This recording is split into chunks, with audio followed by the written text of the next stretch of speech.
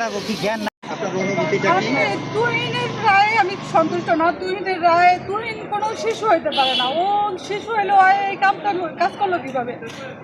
ওর এই পরিকল্পনা ছিল মেন সিয়াম এবং শাকিলের নিয়ে। ওই আগে থেকে পরিকল্পনা করছে যে ও আমার ছেলেরে কিডন্যাপ করবো এবং টাকা আমার শ্বশুরের অনেক টাকা আছে, ও কিডন্যাপ করে টাকা নিব।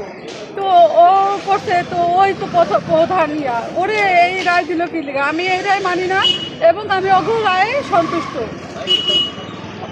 অগু দুজনের রায়ে, শ্যাম এবং শাকিলের রায়ে আমি সন্তুষ্ট। অগু যাতে অতি দ্রুত এই ফাঁসিটা কার্যকর করা হয় এবং কোনো আপিল বিভাগে যায় যেন ওরা এই রায় থেকে নড়চড় না হয়, ওরা যেন আপিল বিভাগে যায় ছাড় না পায়, সেটাই আমার সরকারের কাছে